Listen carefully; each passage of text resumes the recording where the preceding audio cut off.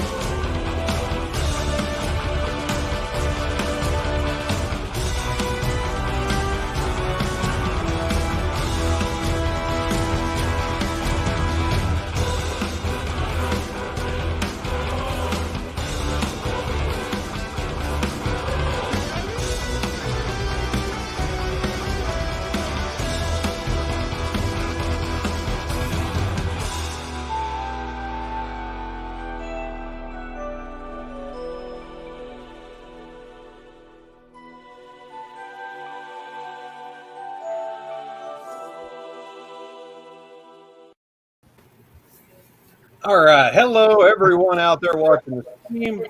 Welcome to TDB Pirate Radio, special edition for Starflight. I am William Joseph Roberts, your host, and we've got a nice little crew, including the original story creator, Greg Johnson, the game that we have all played way too much hours of. Is such a thing possible? Too many hours on this game? I don't think so. I don't know. I disagree. I didn't. I was already, Arthur was already dead before I realized I was supposed to actually be doing something the first time around. But okay. So let's go around the table real quick, and everybody do your quick little elevator pitch. Tell us who you are and what you do. Don't everybody jump in at once. Greg, you want me to go first? Yeah, go. I gotta say, I'm kind of surprised at myself. That intro actually made me kind of teary-eyed. That was really something.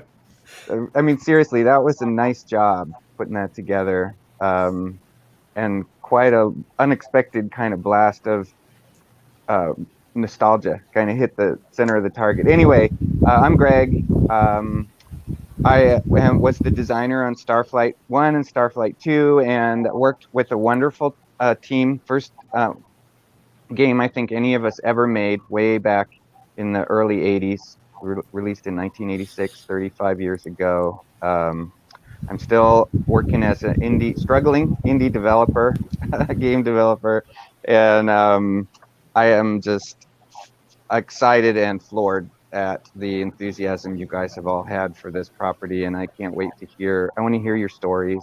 I want to hear like why, what your connection is to all of this. So that's me. All right, Ginny and Mark. We're JF Posthumous. The two of us co-write under her much cooler name than mine, and we do a little bit of everything as far as sci-fi, fantasy, and so forth. We're both longtime gamers. I was one of those poor people who was around when PC gaming first started to actually happen, and Starflight was my first real video game. I mean, I went from a friend of mine. His dad worked at General Electric, and we had a little teletype where you play games like Zork, the original version of Zork, and a very bizarre version of Star Trek. Long stories for that one, but first real video game. I was a late bloomer into arcades and everything, but the first thing I got to play was Starflight, and it was everything to me for better part of a year and a half. Way too many hours. I disagree. It was all wonderful imagination time and gameplay for me. Jen was a little young. She wasn't quite born yet. Got a young in here. Right. But she and I both love video games, and Starflight's exactly the kind of games that we're always like, is a measure up to this? We ain't buying it. So no, we were thrilled when we heard that the anthology was coming around, and our boss man over there is like, "Hey, write something." Aye, sir. We're on it. And one of the things that I always loved when I was playing was whenever we talked about docking and everything, I was always like, if I was in this universe, I'd be the guy who's like scrubbing the floors in a restaurant or something and seeing the ships come in and watching them leave. So I just kind of ran with that mentality because my brain was always going by, what would I do with the rest of my time when I wasn't scrubbing the floors? So gave me a chance to really play in that field a little bit while still being in the same universe as my first video game. And that's really us. All right, Michael. Oh, which one? You. Fair enough. My name is Michael Ciravella. I am a semi-professional writer. That depends what the guys over at Catalyst say now for the BattleTech stuff. So that's what we're looking at. I remember Starflight and spending so many beautiful hours. I wanted to command my ship, and that was my joy in and out. I actually came to the anthology. I chased down William when I saw it on Facebook right there. I have such passionate love of memories, lovely memories of Starflight, and I wanted to be involved from the very, very beginning there. I remember all too well trying to fill my cargo holds and run back to the starport as soon as humanly possible, and of course never having enough space for anything. So those memories stuck through me right to the anthology, and hopefully everyone gets those fond memories as well. But it's a great joy to be here. Thank you. Phil. Hi, my name is Philip K. Booker, and I am a fiction writer for science fiction, urban fantasy, and several other genres. I came into Starflight as a latecomer because that was before my time. I didn't own a PC until I was 12, and I was an 80s baby.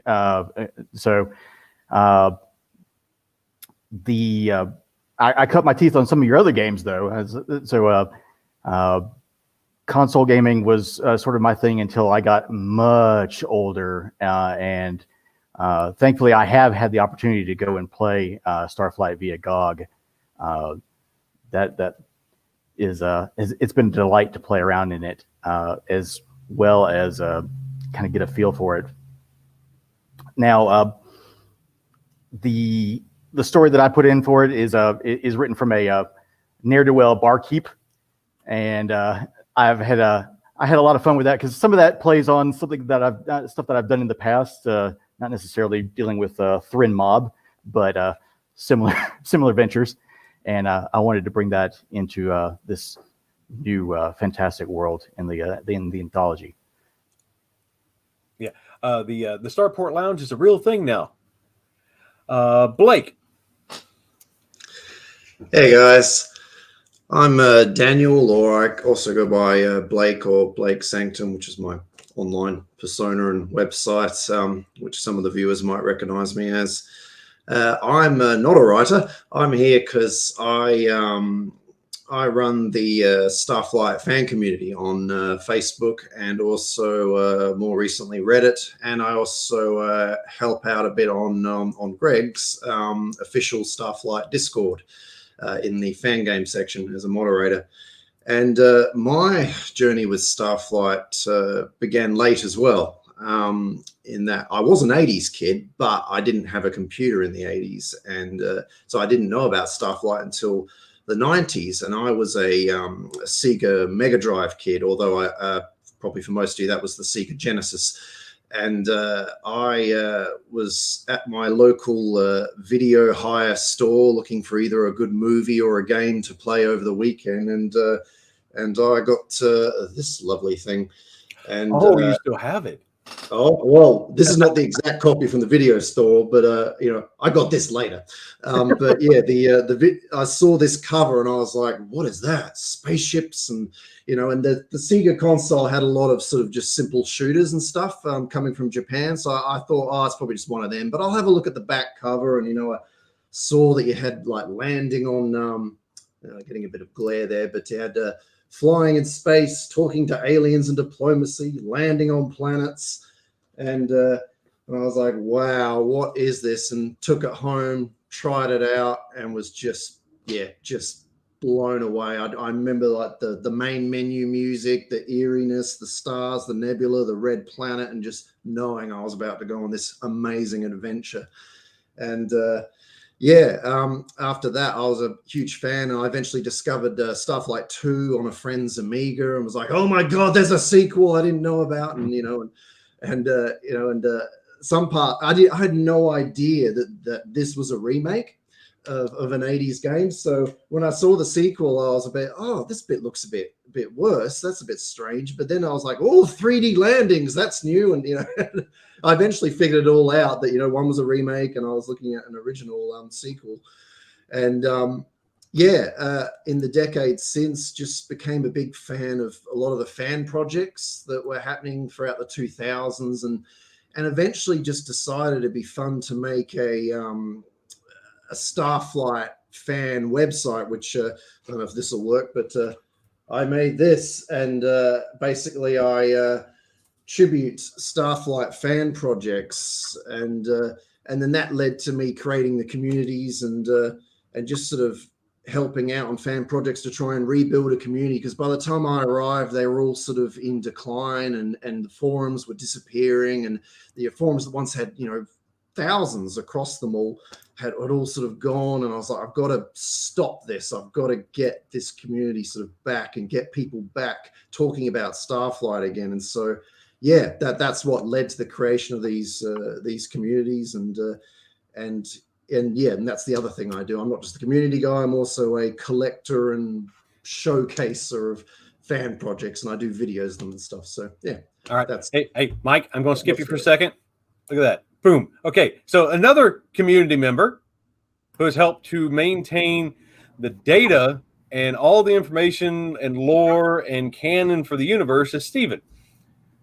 Even though my name is Steven Rogers. Yes, that is my actual name. No, the superhero gig does not pay very well. That's why I work as a librarian. Let's see. Yeah. Oh gosh, my connection with Starflight. I'm also the principal editor of the tabletop role playing game. Wrote that about 2010. Let's see. I got started with Starflight whenever I was in 6th grade. My parents said my father had just acquired an old 8086 machine, and it was one of the first games I actually played on it. When I was introduced to it through my father's boss. And, my parents, they had raised me up to be a Trekkie. So I got Starflight. It was just 100% just, I was there. I was the captain of the ship. I could do whatever I want to, and proceeded to get killed by the first Ulak vessel. So, things of that nature.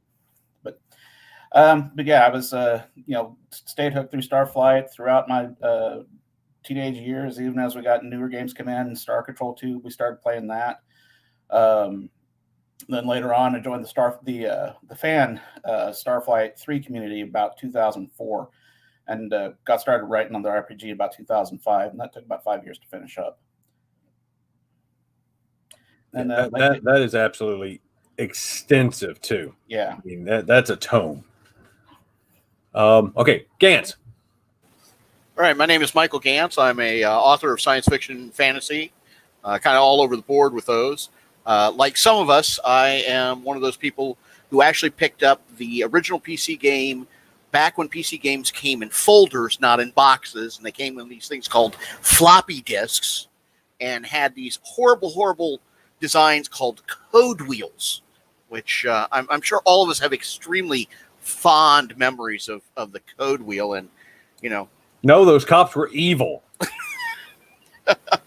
And so when I got asked to be part of this project as a writer, I was ecstatic because I logged probably a solid year of gaming on the original and done just about everything with it. And so I really saw it as a chance to help flesh out some of the questions I had as a player about some of the history. And so that's kind of what I focused on in my story was where did some of this technology come from? And at the same time, how do I explain some of the graphics in the game in terms that would make sense from the actual universe? And so that's kind of what I delved into in my story, those who came before. All right, Nick.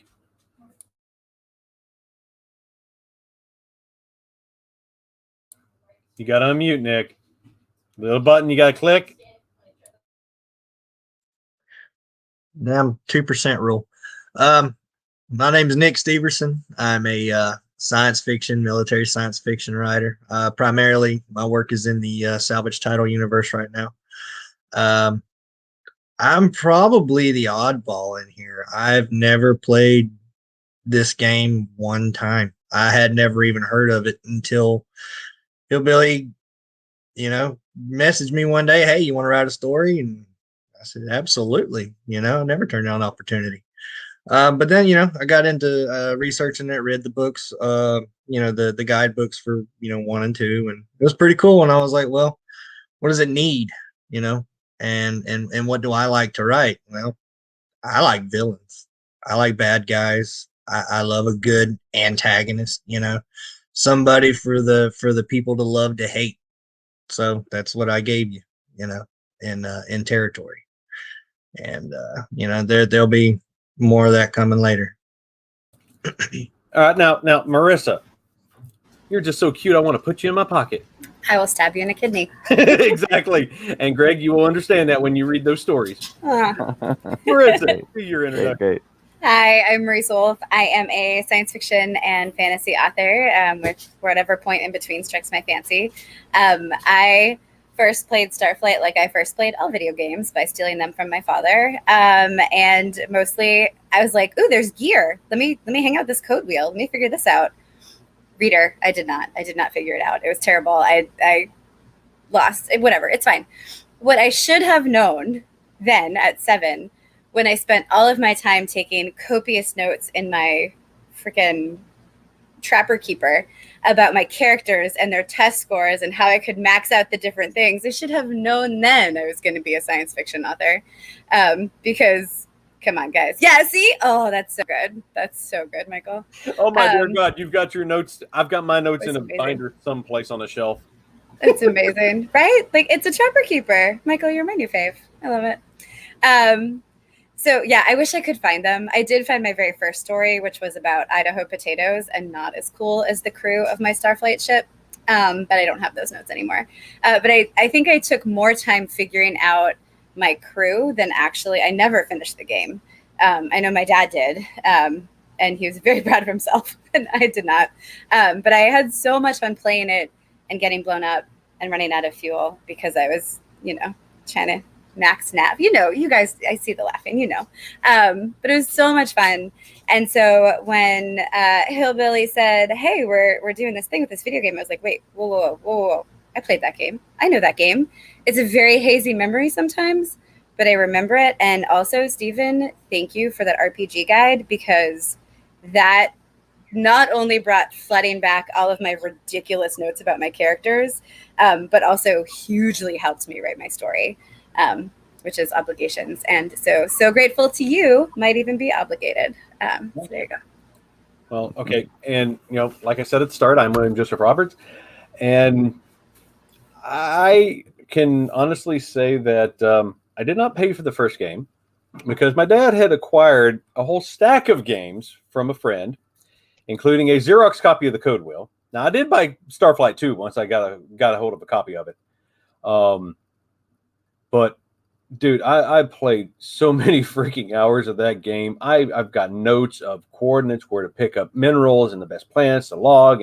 And you know, all this information, I had notes down with, okay, this was here, you know, talking about the ancients. And I had so many pages of notes.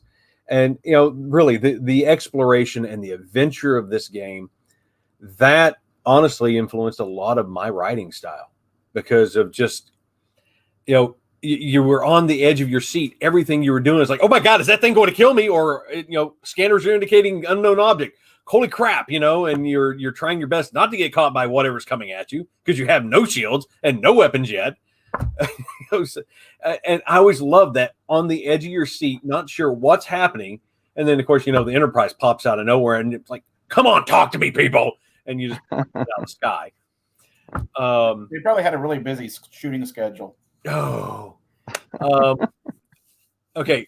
First thing I want to say before we get to Greg, Stephen and Blake, thank you guys for everything that you have done for the community, because without that RPG and all the information you gathered, and without all the work that you did with the community to hold these forums together and keep the, you know, putting it onto Discord and into the Facebook group, it's still live. You know, we've got the Reddit page still.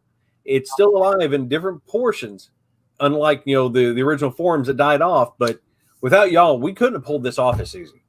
The information and the connections and everything was so important to make this happen.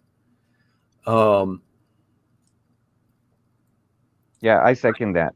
Thank you guys. I'm stunned. I'm blown away at the amount of love and work and effort you all have put into this, and the amount of connection that it has after decades and decades.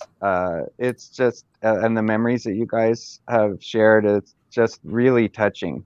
And I don't know what to say. I'm really just kind of just blown away by it all. It's you know, it was the first game I ever made right straight out of college in 1986, and like I said, the crew I worked with, we didn't it was the very, very early days, right? Like you guys, you know, it was the days of like vector graphics and you know, games, and you go to a bowling alley to play games, and games were just starting to be in the home with the Atari 800, and the Commodore 64 wasn't even out yet, much less the Mega Drive. That came much later. We were just, it was so, nobody knew what the heck we were doing. And I lived out of a penny jar on my floor, like for 3 years. It took us to make that game as we were figuring out what we were doing. And it has a very, very special place for me in my heart, you know, like the first love you never forget. It's just, it was such a seminal thing, and it changed the direction of my whole life. I got my degree in biolinguistics, and I planned to do communication research with marine mammals and primates, and I ended up doing Starflight and falling in love with it so much that it changed the course of my life. And now 35 years later, I'm still indie game developer, building worlds and thinking up things, and it was because of that experience. That's a wild trip, man. Yeah, it's crazy, you know. Life takes you down these different paths, but to see that even now that it has had such an impact, and that you've all put so much of your creativity and love and energy into this is just it's just phenomenal. And I mean, and all of the details that you've kept alive and even like dredged up and reconstructed, stuff that I have long forgotten. I look at these the stories are at that RPG book. My God, it's just insane the amount of detail that's there. And when I watch your discussions online about the, you know, uh, all of the history and what was the real relationship between the Thrin and the Eloan, or how did the Veloxi really speak, or should Interstell I don't know, all the canon is just like I don't remember most of that stuff, and but as I start to read these discussions, it kind of comes flooding back to me, stuff that I haven't thought about in decades, and it's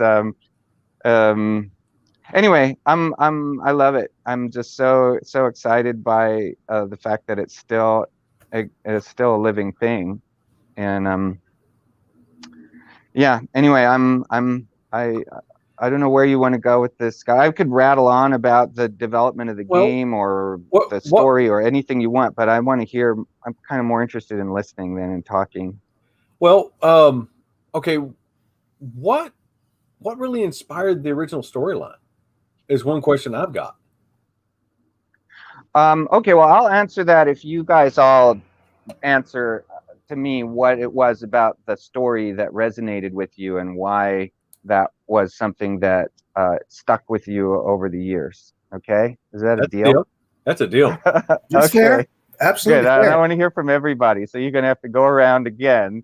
But the story, I'll tell you, when I came onto the project, there was no story. I came on as a junior designer straight out of school, out of UCSD, and the project had just started, but the plan, they hired me to just come up with sort of random scenarios for combat. But I was like, well, where's the story? What's the history? Who are these alien races? Why do we care about them? And I kind of got up on the table and started waving my arms around for a couple months, saying it should be this and it should be that. And finally, I managed to convince the team that we should make it into a big epic story game and give these alien races kind of personalities and cultures and relationships, and make a big mystery that you're solving.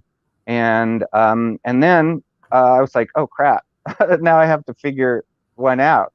And it took a while, but I've always had a real love or passion for science fiction in general, but especially science fiction stories where there's no bad guy per se, where there is an antagonist for sure and tension for sure, but I love the idea of not understanding perspectives and then coming to some understanding or realization of how something completely different might view the universe and might view the world, and so that's really was the genesis of Starflight, the Starflight story, both game 1 and 2. And it's probably fine to do spoilers now, right? Like nobody cares at this point. Yeah, 35 years later, it's okay. Yeah. So you all know when the real key turning point of the story was when I realized that you, the player, could be the bad guy, that you could find yourself in this interesting ethical dilemma somewhere in the game, towards the end of the game, where you find out, oh my God, I'm the aggressor. And that the this very rare mineral that you've been collecting and throwing into your spaceship engines and burning through in the entire game, the Endurium, is actually the ancients who have been trying this silicon-based life form that lives in a different time scale that have been trying to protect themselves against this crazy plague that hit the galaxy all of a sudden and just spread like wildfire, carbon-based life, and has been decimating them. And so they started causing these suns to flare and basically cauterized the galaxy and tried to clean it out of this plague that is you. And of course, I don't think that stopped anybody from destroying the crystal planet and saving the Earthlings, right? But hopefully it gave a few people pause and made them think, oh, it's not quite as simple or straightforward as I thought.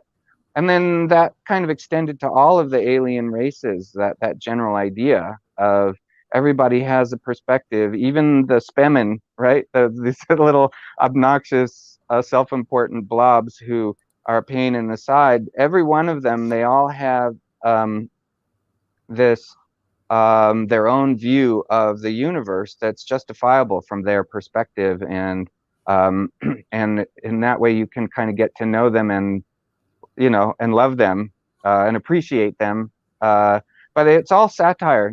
I wanted to have a lot of fun. I didn't want it to be too heavy or serious. And every alien race is kind of a persona, a satire. There's the overly formal, really bizarre, very communal Veloxy, and the kind of aggressive, competitive Thrin, and the philosophical Eloan,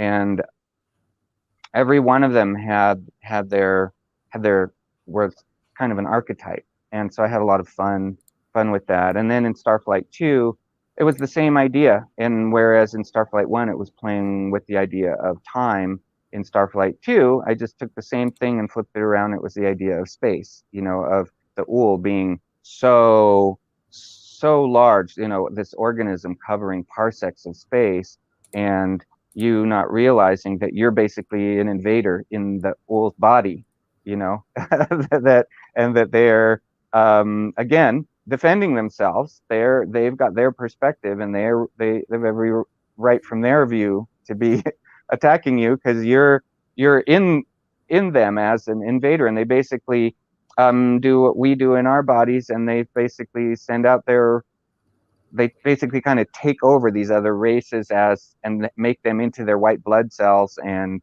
they basically cleanse themselves by taking over, what seems like at first glance a horrible thing, right? But that's what I love about sci-fi, right? It kind of turns your head around and makes you look at things in a new way. Every science fiction story that's memorable for me is one that has made me stop in my tracks and reevaluate and think about things in a new way. That's why to this day it is still continues to be my genre of choice. So that was the genesis of Starflight.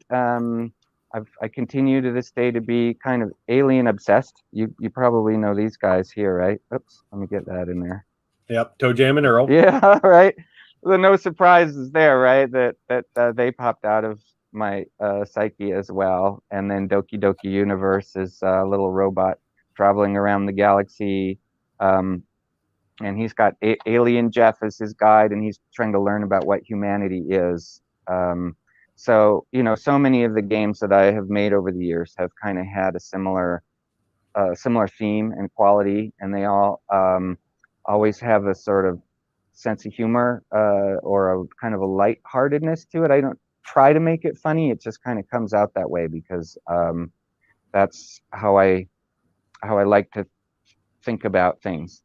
Have not so heavy or serious. I like to be able to laugh at ourselves, and I want people to be able to do that as they read stories or enjoy the game. So I'll stop talking now and let other people say some things. I'm always happy to ramble on. The game definitely had that lightheartedness, and that's one of the things I loved about it. I mean, I was a fan of Hitchhiker's Guide to the Galaxy.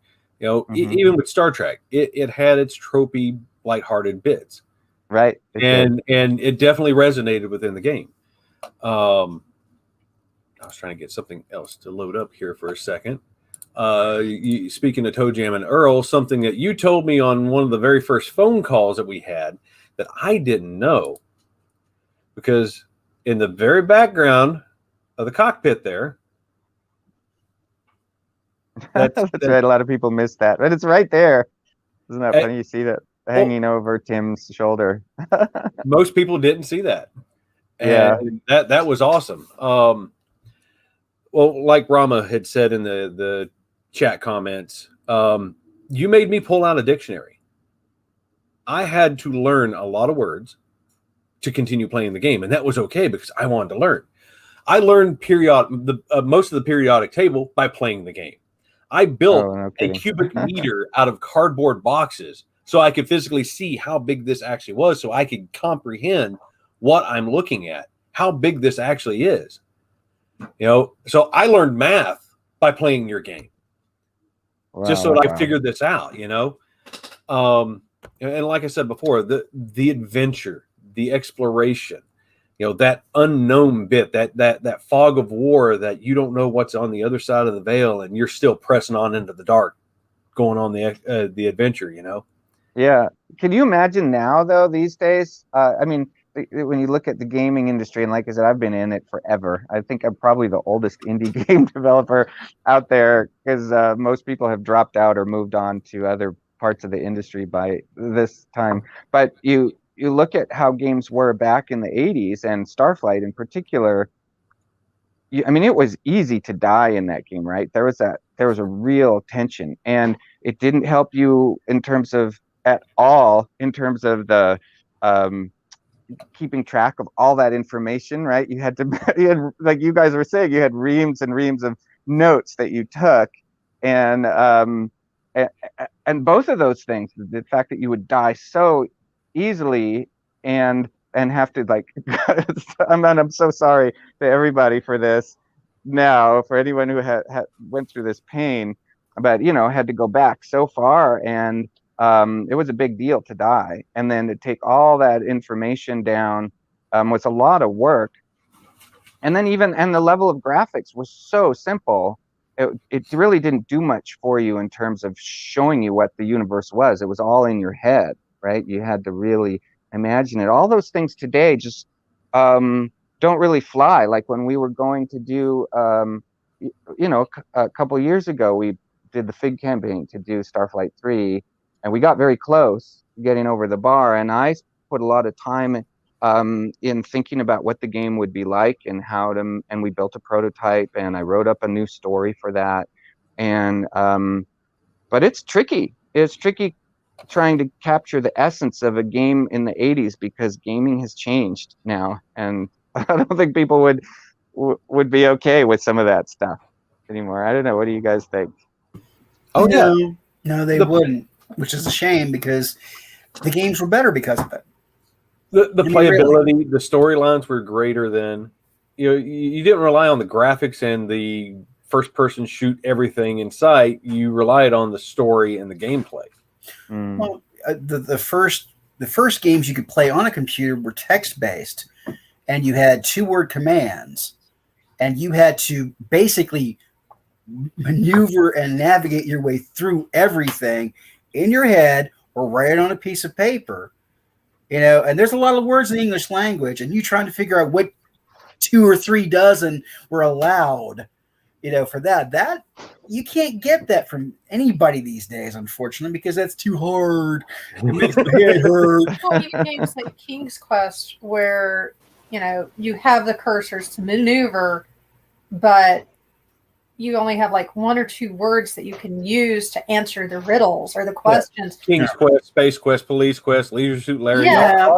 I love those now. They don't want that. They No, want it's everything not easy handed out to them. It's not easy enough. They don't even like games like Pac-Man where there's no ending. Yeah. And the levels just get harder and harder. They don't like that anymore. Well, it's funny. When in 2001, was it 2001? Yeah. Right before 9/11, I was working at Electronic Arts Online as a game tester, and they brought up a game, and I can't think of the name of it, but it was basically, you could tell they were trying to be Starflight, just with updated graphics, but there was no story. It was literally just going from one planet to another. And I had more fun finding the bugs in that game than anything and going, this is inferior. This is totally inferior. And what, but on the subject, the question that Greg gave us, as far as what made the game stick, well, like some of the others here, I was raised on Star Trek. I mean, I literally was born into it. My older sister was a Trekkie, so the first thing I ever saw as an infant was like a Star Trek rerun. And so I was kind of doomed from the beginning. But I was also into Hitchhiker's Guide and Space 1999. If it was science fiction, I at least gave it a shot. I read Tom Swift books and all that. And the thing that really hung up when they were starting to do even that first Star Trek video, well, I can't call it video game, Star Trek game, because like I said, it printed out on paper. You did a scan, it was like, wait 5 minutes for it to print. Oh, the Klingons are upon us. But, when we first started having games, there's asteroids and there's space invaders, and what are they except for Pong with slightly better squares and more color? Yeah. It wasn't Protostar. It was a different Protostar game. was the wannabe Starflight 3 back in the day. Well, like I said, this was like right late before. 90s. This was the summer before 9/11 happened, and it wasn't called Protostar. It had a 2-name title. If I ever figure it out, I'll send it to you. I'd be like, it was this game. But the thing that was always missing for me was, okay, we're shooting at things. We're not really exploring. We're not looking anywhere. What's going on? Where's everything else? And Starflight gave you that. It was like, there's an actual thing to do. I don't have to be really good at shooting at things. I can explore. I can, I got to rush to make sure I have all of my stuff, before I run out of space, time, or everything else. And then the more you went on, I also very heavily grew up on mysteries, Sherlock Holmes, Poirot, all that. So when there starts to be a mystery involved, in addition to everything else, total geek out. So it really had everything that I was, growing up and trying to figure out what I liked in life, what I appreciated. And I found just everything that I really wanted to do. A lot of it was reflected in that game. The more I played, the more I was getting from it. And that's rare anytime. That's rare anytime. I don't care what level of graphics you're talking about. I don't care how many people are writing a script for it. It's very rare to find that in any piece of entertainment, let alone a game. And it's gotten harder to do. So, Greg, you did something that most people couldn't pull off and are even able to figure out how to do these days. It makes it precious to those of us who have experienced it and got it, and really put the time in because we wanted to. Nobody made us. It was fun to do. It was something that made you want to improve your knowledge of how it all works so you could do better. And, a game that makes you want to improve, we can't have that. So, but no, seriously, big thank you to you and the other members who got that whole thing rolling, because it opened up a new level of entertainment, man. Well, it's worth, actually, thank you for mentioning that. It's really worth calling that out before we go any farther. And I want to hear the rest of your stories too, and that was fascinating, by the way. But yeah, the other members of the Starflight team we were a very close-knit group, and they were all amazing. Everybody brought something very special and powerful to the table. I am an idea generator, spewer. Like I started out my career thinking I was going to be a coder for a while. I worked for Scripps Institute. I was a terrible coder. I was terrible because I'm just not a good structured thinker, and but my head's always off somewhere. And I worked with these guys, Alec Kircho and Tim Lee and Bob Gonzalez. They they were just so amazing in terms of helping to kind of hear the vision and then figure out how to make it all happen. And when you look at the constraints that they were working under in those days, it's just phenomenal, what they did. I mean, really mind-blowing. And that whole, like, at one point we were like, well, how are we going to have hundreds of planets with hundreds of thousands of life forms and in alien races, and how are we going to do all of that on this tiny floppy disk? And gosh, at one point, our lead engineer Tim, he stopped sleeping for a while because he got this idea in his mind about using fractal geometry and seed numbers and having all of the information stored in an algorithm. It is in the nature of the algorithm, right? That you just have this one seed number. If your algorithm works, then boom, you create the same universe every time with this rule set, and you don't need the data. All you need is a whole bunch of really good rules. So that's how they did it. I always wondered because nowadays they'll use up like acres of gigabytes, and I'm going, dude, these guys did this on tiny little thing that you could stick Right. in a computer when you had dots for screens, and don't get me wrong, I'm still a game hog. I'll still play stuff. Yeah, and I'm going to shut up and let everybody else talk. And I got to figure out what that loud thud was in my house because our kids are still. It was the kids. Yep. Anyway, it was a phenomenal team. And then Rod McConnell, who was kind of the head of the group, he was sort of the father figure in a way. He just took care of us all and made sure we all had food to eat and were supported with everything we needed to make it done. And he's just a sweetheart of a guy. And then there was, the other people that kind of floated in and out of the team, Rich Dugan and, Dave Bolton, who passed away. He was one of the early members. And what's his name? Jim, very early on the project. Anyway, but the core team was me and Rod and Alec and Tim and Bob. And that's who you see in that photo. Anyway, they were great. And I love those guys to this day. We're still connected.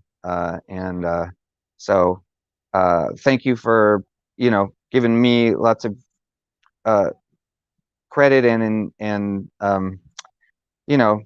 good feelings, but I'm going to extend that out to the rest of the team. So anyway, go ahead and let's hear somebody else chat too. Michael Cervelia. Well, we talked a little bit about this just a minute ago too. It was the mystery. It was the opportunity to take your ship and go out. Most of us have mentioned it right there. I was a Trekkie. I still am a Trekkie, but it was that core right there. I will always think back to, this was the game that allowed me to be the captain and gave me the stars. You could see Captain Michael, or whatever name you placed, or Captain Science Guy, as we saw a second ago in the video. You could be whoever you wanted to be. You gave us the stars. You gave us a mystery. Two of my favorite genres. You give me a mystery and you give me science fiction, and I will follow you as far as you want to go right there. And I don't know about everyone else. Part of the joy was those moments afterwards that I just finished playing the game. I'm going to bed. It's now 2:00 in the morning. But I'm going to bed right now, and I'm thinking about what happened on the ship later. What's going on the ship right now? I went to sleep. Are my crew attacking each other? Should they be attacking each other? Who knows? But these were the beautiful moments in the 3 seconds of consciousness before you went to bed after that exhaustion that will always stick with me. Remembering about the stories, remembering about the characters. It was an epic moment. It was a defining portion for me as a writer, later as a game designer. Starflight will always have a very, very powerful memory for me. And once again, I thank you. Wow. And the whole team. Yeah, that's so All cool. right. Phil. Oh, and did you see that comment, Greg? Oh, about retaking the team photo? Yeah, that would be interesting to see. It would. Unfortunately, we all live very far from each other these days in different states and such. So that would be a little tricky. We could composite something together, I suppose. But it would be, yeah, that would be fun. That original photo, by the way, I don't know if you know, that was done on the cockpit of a 747, because Rod McConnell, our team leader, his day job was being a pilot for Flying Tigers. So Really? yeah, Didn't know so he just walked us right into that cockpit, and we got those jumpsuits, all of the little Interstel logos I cut out of cardboard. They're all cardboard, just glued on to these jumpsuits, and it was fun. It was really very garage shop days. So. But it worked. Phil, it worked. Your turn. Yeah. Yeah, like I said earlier, I'm sort of a latecomer to the Starflight universe. I played a bunch of it, trying to get a feel for the game as I started writing it, and then I was reading Steven's RPG book. I go back with RPGs and tabletop way back,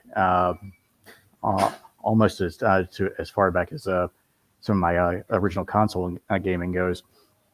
But I did the deep dive, and of course ran out of fuel and died for hours before I finally got a grasp of what to do in the game. And running into the alien crystal that wanted me to do math on the fly, which was that was a kick in the teeth, because math is not my strong suit. But that was a lot of fun. I had a good time with that. Yeah. That's awesome. Blake. Yeah, to touch on a few things that Greg and some of the others were saying about, to answer what the story meant to me, I think it also, two other things come in, which is the experience and the immersion. And, with the experience, that sort of kicks off the story, and that I'm sure most of us remember, the first time we were in space dock, the first time we left it and saw the stars flying by, and the first time we accidentally flew into a wormhole and went, what the hell is happening? And you just end up in the middle of nowhere. This wasn't where I was a minute ago. And then you're trying to look at the map and figure things out. And the first time you met an alien, and did they want to speak to you? Did they want to shoot at you? You didn't know. And yes, like many of you guys, I grew up a Star Trek fan. And so this was the first game that actually sort of made me feel like I was going on a Star Trek-like adventure. And I mean, I don't know if you guys fit into this category, but when I'm engaging with the fans in my groups, it's funny how often they say, oh yeah, I named my ship the Enterprise. I named my crew like Kirk, Scotty, or they went with Next Gen. So you got, Data the android, if you've got an android in your crew, all that kind of stuff. Actually, I used to have a mix. I remember I had original and TNG characters just to fit, what fit best. But, in regards to immersion, this also touches on what Greg was saying about the evolution and the changes in the game industry. Like Starflight sort of comes from that early era where, there were no game trailers and things like that, where, gameplay was in most games was pretty simple. So games were sold off shelves by their covers. They had to have the good covers and good stories around them, which were often, sort of in the manual or in other things like that. And that's what I find interesting, is that, even in the 90s, once we had, the consoles and the games were changing, you guys still took a lot of those old values over to the Genesis version. And, I thought it was fascinating in that this is in atrocious condition now, but I've still got the manual. It's not the nice color one you guys got in America. Sadly, they cheaped out. Sega cheaped out in Australia and just gave us blue and white ones. But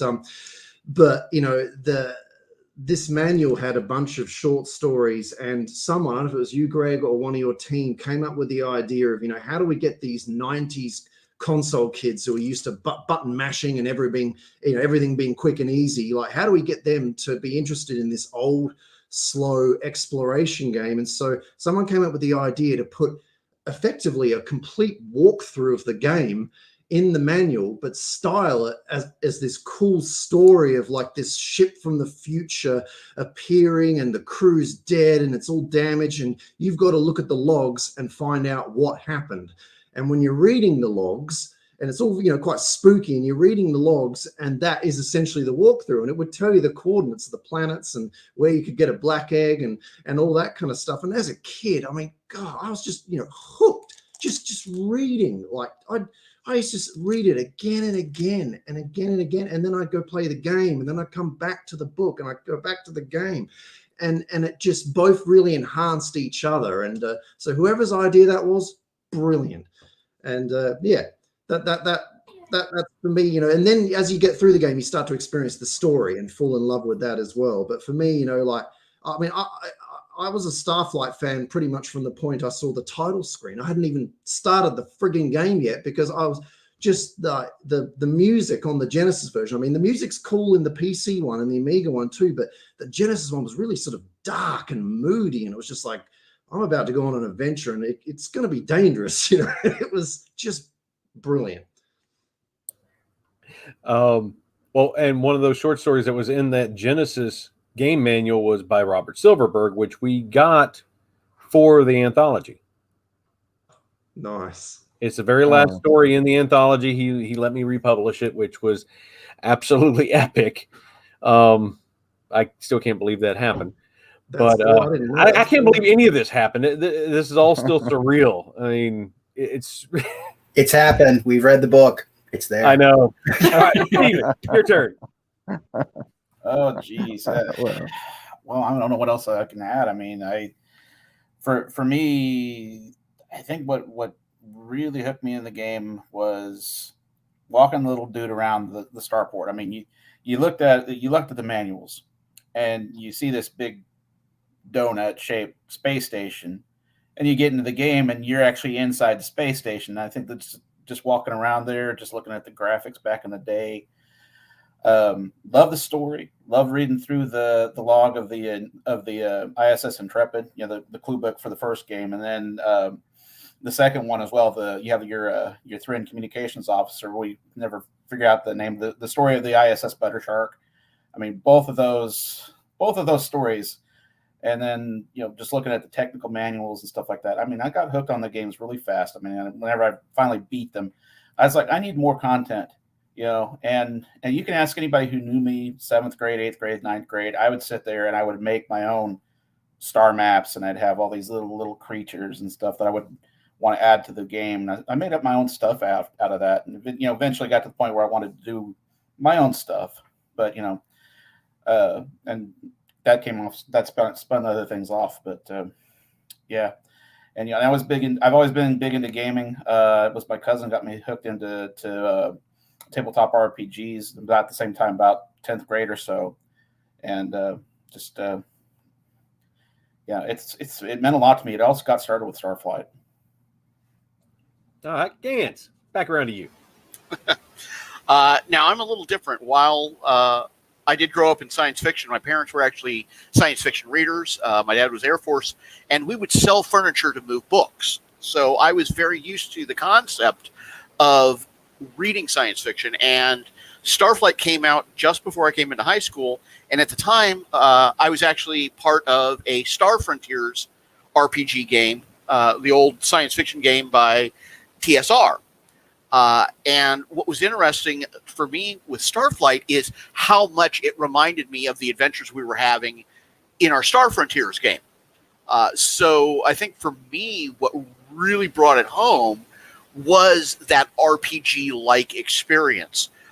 It didn't have to have amazing graphics, though really for the time, any of us who played at the time, those graphics were amazing. The landing sequences, especially to a planet where you could see the land coming up at you, and then you'd go to your maps for driving around. But it was that sandbox aspect that I'm not tied to a rail that so many games of the time did have. Even we'd mentioned the Sierra Online games, even they didn't let you explore. You were limited to, I can go up, down, left, or right. And no matter how many times I play the game, if I go right from this beginning screen, I'm always going to run into the same thing. That wasn't true of Starflight. This iteration of the game, I left and I ran into a Veloxy transit ship. The next time, hey, there's nobody there. The only thing that stayed constant was the map and the universe itself. Eventually, we all knew that, hey, if I go north from Arth, I'm going to hit my first flux point, jump through at the cross, and come into that nice area of like 4 or 5 fluxes and really be able to start exploring. But it was that exploring, that RPG-like element that just really drew me in and kept me hooked for years because it allowed me to drive the game rather than the author of the game saying, this is the path you will take. There is no other choice. Continue on. And I think that is part of what drove me into writing was the storytelling that you allowed me to do inside of your game. So thank you so much, Greg, to you, to the rest of the team, for giving me that opportunity of exploring within my own mind on the computer for the first time. Wow. Well, that's so interesting. I wish I could respond to each one of you as you talk, and I know there's a few more to come, and I'm trying to keep my mouth shut here, but I think you hit on something, the open-ended nature of the universe that allows you to be driving the experience is something that really I think, and is a kind of a common theme that I'm hearing in terms of how it fires people's imaginations and sort of that level of real suspension of disbelief and immersion that you get from never knowing what you're going to find next and feeling like you have the freedom to go anywhere or do anything. Although, of course, it's all it's all an illusion. But nevertheless, that's interesting. It really is interesting. Yeah, I mean, I love games that do that just in general, always trying to build them and always trying to find them. Because it's really what you bring to the game, right? You're the most important element of the game, right? Is your imagination and what it does, what the universe that it builds and the choices that you make inside your own mind and the emotions that it conjures up in you as you're playing and the perceptions that you have. That's what matters. That's what makes a game really meaningful. Otherwise it's just like I think one or two of you have talked about games on rails, right? Meaning that everything is structured, pre-planned, and it's a much easier way to build. It's how almost all games are, especially these days, especially when games are so expensive to make. There's such high risk involved in creating all of the assets for games. It's just such a burden. You can't afford to take risks. So everything is planned out and structured, and it doesn't leave as much room for the player and your imagination, your own stories to happen, right? Because your experience is different from everyone else's in an open-ended game like Starflight, and that's what makes it really memorable, because it's unique to you. And I'm always looking for that myself in games. It's so hard to find too. So that's why I was like, I can't find it, so I'll just make it. And right. So we're gonna have to find a way to link arms, you guys, and figure out how to build something together in the interactive space that's practical. I mean, that we can build. It always takes so much money these days to build. But anyway, I'm going to stop talking now so other people can continue on. So go for it. Nick, the baby author of the group. I'm sorry. So, and I'm sorry, Greg. No worries. No worries. Completely the oddball here, man. I'm a '90s kid. I played Mortal Kombat. So, yeah. I had to approach this a little different than everybody else here. I'm not a gamer in general, like period. I mean, it's not that I don't enjoy them. I'm so busy. I just don't have the time. And so when I approached the idea of writing a story in this universe after Hillbilly came up to me with it, I looked at it from an author's standpoint as opposed to a gamer's, and what really stood out to me with the universe after reading up on it was the potential. It's completely endless. I mean, you could go, 40 books and never come close to ending it. And the next thing that hit me was the Thren. Oh, these guys are hardcore. I mean, they're basically eating and cannibalizing the unborn, It is pretty youngins horrible. of the element. And I'm like, that is awesome. I don't know what that says to me about me That's as a right, head person, fruit. I think we called it. but I Right? was like, That's pretty funny. dude, okay. Then the next thing I'm like, how can I make that worse? What can I do You to you make will that like the even story, Greg. worse than it already is? And I'm like, that's what I'm doing. I'm doing that. I'm using that. I'm making it worse. And I'm bringing in somebody that can be worse than the Thren with the Thren in the story. And without giving too much of it away, because I want people to read the book, this one. It's I think I nailed that part on the head. But it's yeah, I mean, I thought it was reading up on it and researching everything about it. I haven't actually played the game yet. I'm going to. My 12-year-old boy's already read the book and he's been bugging me about downloading the game, so I'm gonna download both of them and we're gonna sit down here and we're gonna play it. And he loves stuff like that. If it's complicated and hard to figure out, he is all about it. Okay, So 143, 115, that's the coordinates you need to go to. You can log one of the planets, and then you can mine at the other one. Good to go. You can load up all your cargo pods, man. You're golden. Just got to get to the Rocky probe. You just need to expect a whole bunch of text messages when we get there. Yeah, you got to slow down to 1986 speed too for the game. I've watched quite a few people sit down to play it in this era, and people really enjoy it, but only after they kind of recalibrate their inner clock, and expectations, because it's very different pacing than games today are. Even different than Star Control too, which we haven't really talked about yet. But Paul Ritchie, who made that game with Fred Ford, and they're dear friends of mine. Both of them are just the best ever. Paul was kind of my mentor when I started out. He had already been making games for EA.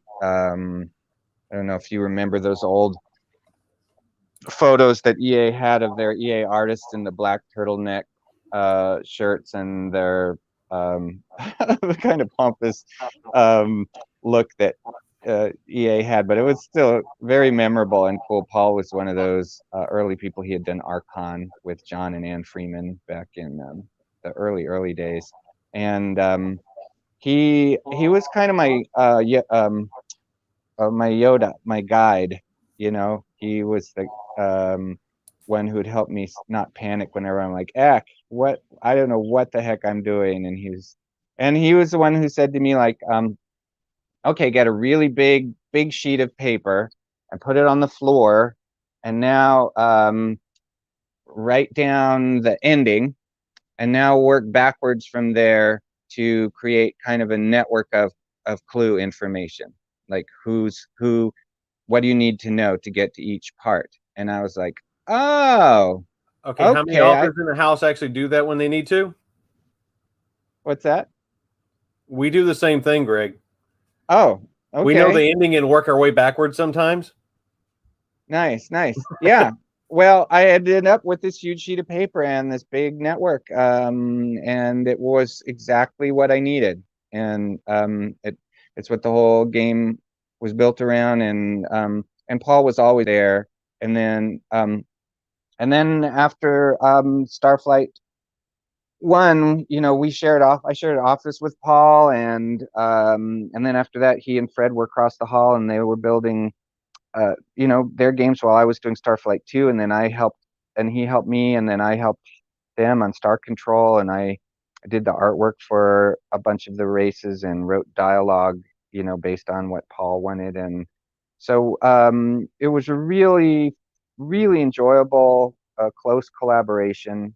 And I owe a lot to those guys, especially especially Paul. He's still these days. He's still kind of my go-to when I need advice. I still hit him up. So anyway, I don't even remember how I got off on that. Oh yeah, I was saying Star Control 2 was still was an evolution in terms of its graphic fidelity and detail, and the controls. When you look at those two games side by side, Starflight seems ancient in comparison, and it was only a difference of, I don't know, 8 years maybe between the two. But it's funny when you look at that. It is a piece of history now, and I'm always amazed and fascinated when I hear, especially young people, going to play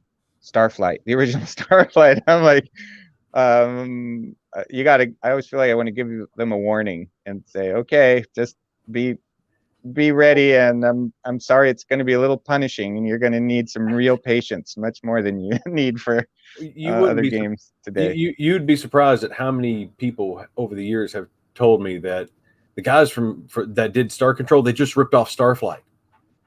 Oh, that's funny. Well, didn't rip off, because I was right there. The whole That's time. the thing. Most people don't know that you were involved in the project. Yeah. The influence of Starflight was right there front and center. And after I found that out, it's like, well, that's kind of screwed up, but makes sense now. Yeah, and the influence went both ways.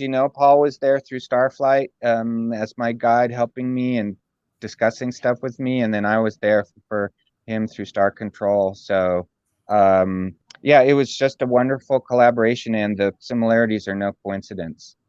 Paul, after helping me, he was all fired up, and he's like, I want to do one of my own. I have all these ideas that I want to get out. I'm like, great, go for it, man. I'll help you. Let's do it. Do yours. Do your version now. Well, we might be hitting him up next for a Star Control anthology. You should. They're Paul and Fred are embarking on I don't want to spill the beans on anything, but they've got some good stuff coming for Star Control fans, and I'm really excited for them to finally be kind of going back to stuff that's been, really from their heart, something they've been wanting to do for decades, finally getting back to it. So all right, let's see. We still have Marisa to go through. Yeah. Let me hear that. So space as the final frontier was always my jam. Still is my public facing purse to this day. But I mean, I was the kid who I played Atari games mostly. I played the computer games that were my dad's, but I wanted to know the background story of the Joust guys. Why are you riding ostrich? So getting to talk to the different aliens in Starflight, man, that was the best. That's what I wanted my games to do, is to give me the opportunity to talk to different races and do different things. I think so when I was little, it was just the original series of Star Trek, which is amazing, and I loved it. And so many of the aliens just felt like people in funny colors. But in Starflight, the aliens felt like aliens. And I didn't feel like I really got that until some episodes of Next Generation. DS9, I think, did a really good job with that. But I love DS9. But it was just getting to spend time talking to the aliens, even if they only had so many things they said, it affected the game. I loved anything I could interact with and feel like I was doing different stuff. And then that played out later. I didn't keep playing a ton of computer games, but Zelda was always my jam, because I got to go out and explore. And I did realize, probably by Ocarina of Time, oh, this is like Starflight. I got to go wherever. And again, you can't go wherever. There's still bounds. But it's something that was imprinted on me really young. That was really cool, and it's what games should do. I'm not going to lie. I still played a heck of a lot of GoldenEye in college, but I wanted it to be more exploratory, like Starflight. That was my first computer game that I think I mean, again, 7 or 8. So that's when I remembered playing. After that was maybe Carmen Sandiego. Once we had Prodigy, remember that was some good internet. Anyway, so it was having the aliens. I felt like aliens. I felt like I was learning stuff. I felt like I was exploring. It was really cool. I couldn't get over it. It was like my own little Star Trek that I got to play. Like Michael said, like I don't think I ever said I was Captain Marisa, though I totally should have. But it was always some made up character. But I got to do it, and that was the coolest dang thing. Yeah, there's some charge we get, isn't it? I think all of us, is one thing. I think everybody here has said that feeling of actually putting yourself on the bridge of a starship and of exploring and finding something, whether you come out of a continuum flux and you're in a new part of space, or you're you're face to face with some ship and you're getting reports saying, Captain, it's 16 times the size of our ship, and they've just armed their weapons and raised their shields, and you're like, oh crap, who are they? What do I do? Can I talk to them? There's those moments, right, of that deep fantasy, and so much of it for all of us, and me too. There's no big shocker there that it comes from Star Trek, right? It's just really was planted that seed in us, and that desire to be to have that sense of wonder and surprise and mystery and exploration and of openness from outer space, and finding a new star system and planets that are inhabitable, and intelligent races that have a history and a whole perspective and a culture, and that's just like, I mean, I guess that's something all of us here have in common, right? It's just some, and it's just something that touches a spot in us that fires us up, and not everybody has it, right? Not everybody has that connection to those kinds of moments, but we do, and that's certainly what drove Starflight. It was those kind of emotional moments that the whole game then kind of was built out of or around, trying to capture that. And I know Paul and Fred tried to do that as well with their story. I had a lot of fun, by the way, working on that with them. That was all Paul's imagination in regards to the story and such, but I wrote the dialogue for, I guess it was the Ganunk and the Oars and the Utwig, and did the voicing for those. It was fun. It was a good time. Those days of low expectations of building games when nobody really knew what a game needed to be, and so publishers would kind of give you the money and then leave, and then go hands off, and you could just kind of do what you wanted and be very exploratory and creative and try new things. These days it's a lot harder to do that. That's why I've continued to be an indie developer, because that's the space where people are still trying new things. It's just much harder to make it work when you're an indie dev. You spend half your time trying to get funding and get projects off the ground or keep them in the air. It's never easy, but that's what's exciting about it, is being able to find things that matter to you in those emotional centers, moments, and trying to build out from there, instead of looking at the mechanics of games that have sold well and then doing sort of your better version of that. That's kind of the mainstream approach. Right. The crank out the next game that's just like the last one, but a little different window dressing. Right. They talk in the industry about incremental innovation. You hear that all the time, because that's what publishers want. They want something that's new, but not new enough to introduce any risk, but new enough that they can, sell, have a distinguishing feature to sell. And that's, and it's understandable when you've got that kind of money at risk, millions and millions of dollars. I don't mean to fault them or be, you know, pissy about it. I'd do the same thing, I suppose, but it's a pity because it means that innovation is generally confined to people who are kind of struggling to survive, and it's hard to be truly creative and innovative. You guys all know that. You're all authors, right? And it's the same, right? Making it as an author, making it as an artist, making it as a game designer, it's just not an easy path. You spend half your time just trying to stay afloat and make Yep. sure that the people working for you or with you on your projects have enough stability, and then you're trying to follow your heart and do something that really is new and matters. And when you do that, you never know if it's going to work or not, and you iterate, and sometimes it doesn't work, and it makes it very unpredictable, which is obviously why there's risk and why publishers are scared of real innovation. But in those days, it was all innovation. Nobody knew. It had expectations. We were completely left to ourselves.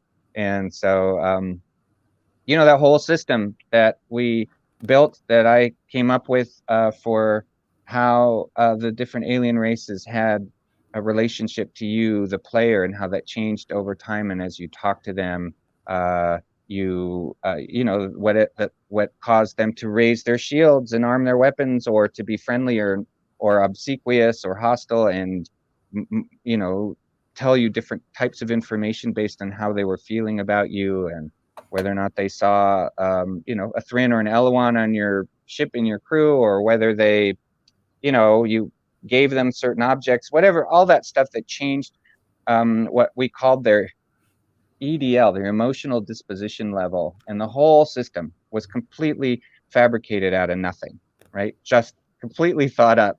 and we had total freedom to do that, total freedom to just come up with whatever we wanted and try it.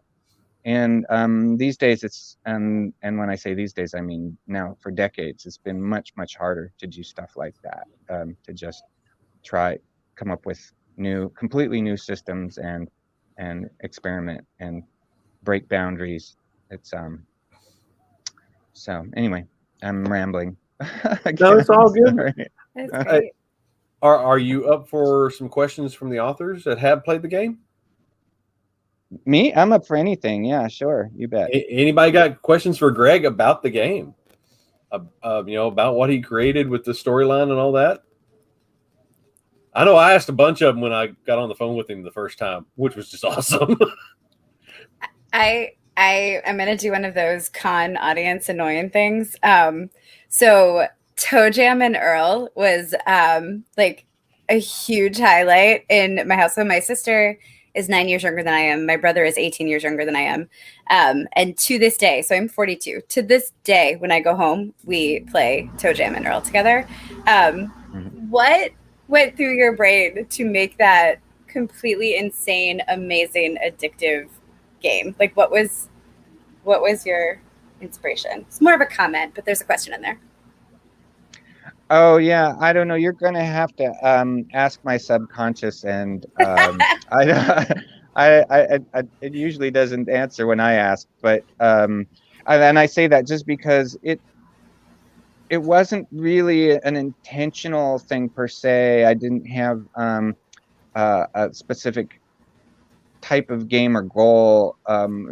It was more just kind of came out. It just was a manifestation of the things that I loved, and it happened very naturally, I guess. You know, oh look, That's amazing. That's Nap. Hey Nap. Yeah, so that's funny. I think that's Nap posted that. Hey, that's us. So let me do a shout out to Nap too, because he so deserves it.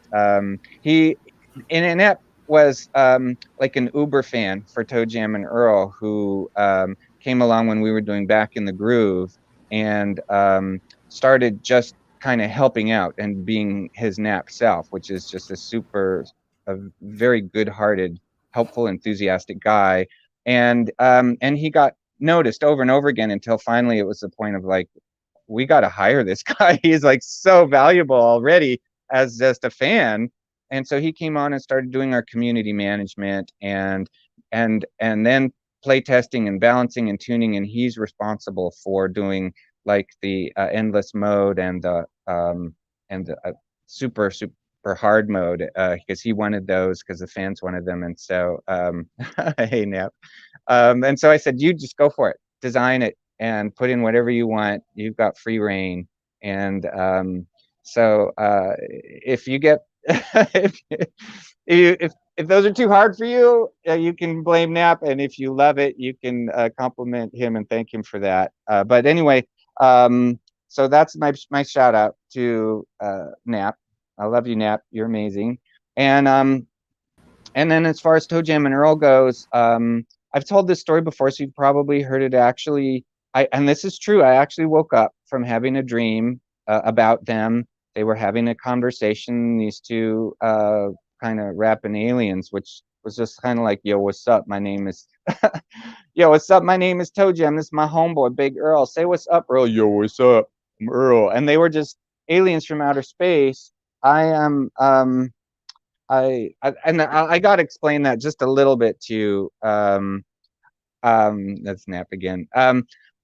I am of mixed race. My dad's African American. My mom is Russian Jew, and I sported a big old afro when I was in high school. And I know I look white, but that's a part of me and my family. Some of my brothers and family members, they're much darker. They came out, they look black, I look white.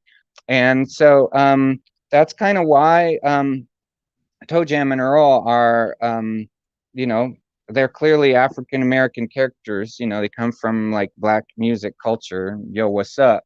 This is my homeboy. That's pretty clear, right? that's how they talk.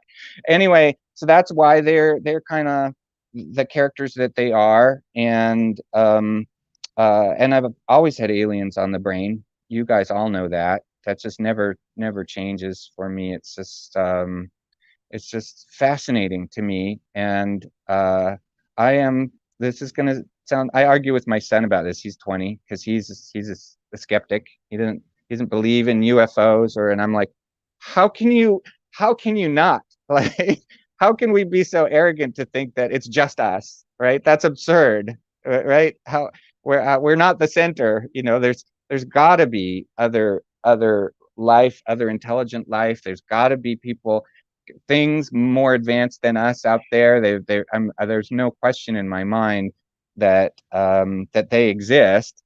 Whether or not they're here and every account is true or not, I strongly doubt that. But nevertheless, it's I am so excited by the universe that we're in and the endless possibilities, and so that's where Toe Jam and Earl, Starflight, Doki Doki Universe, and a lot of the games I've made have come from. And right now I'm working on a game about different Earth cultures. Earth cultures. It's funny to say it that way. Cultures, human cultures.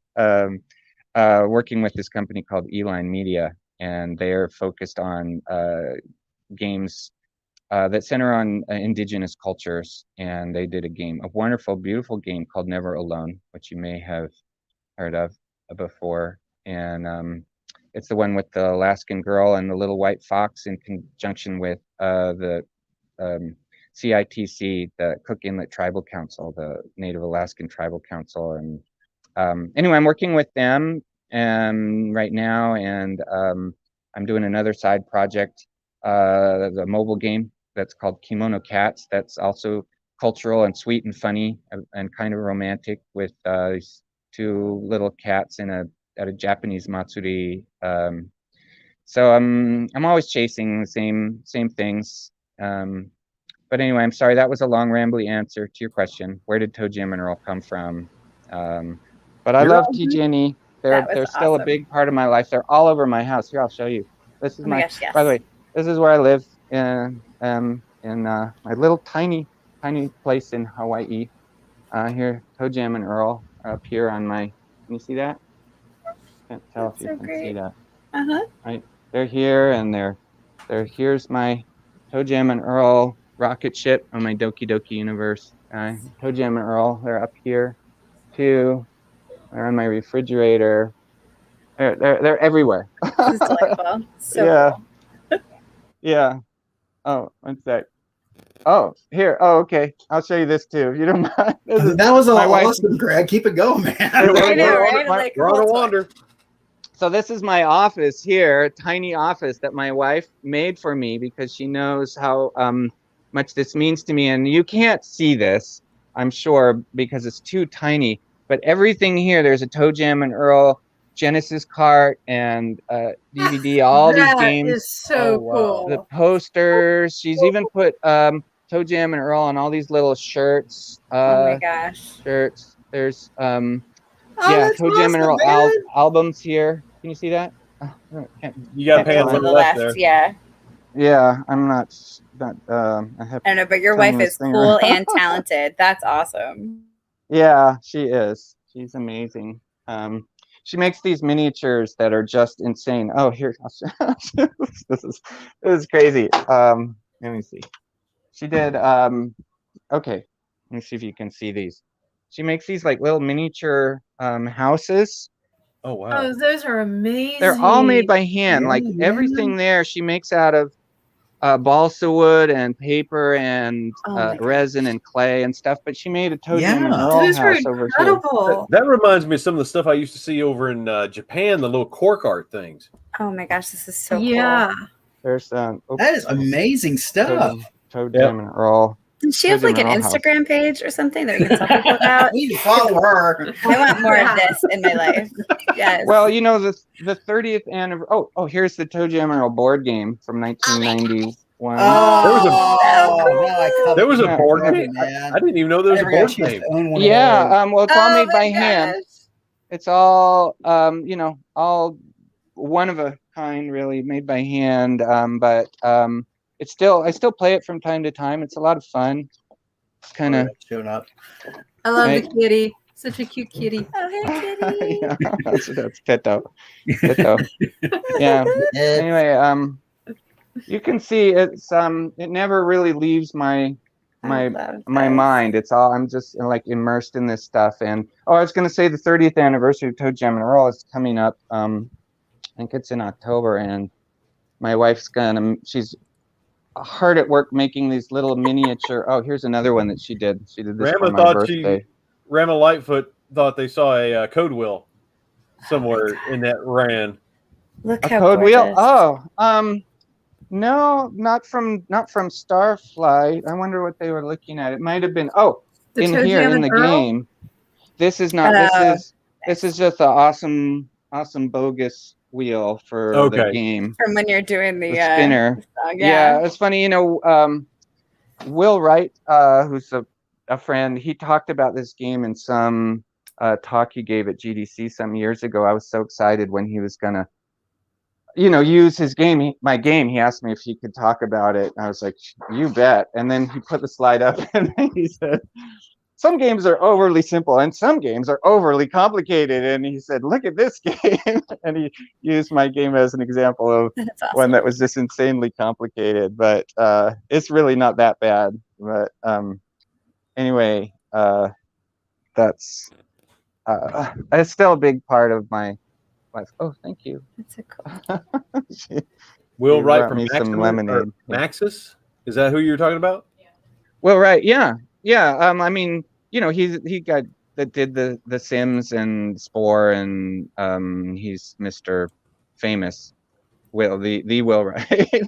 Yeah, I worked on at Maxis for a while as a consultant, and I worked on Spore for a bit, and that's how I originally got to know Will. I called him Mr. Science. I always teased him. Spore.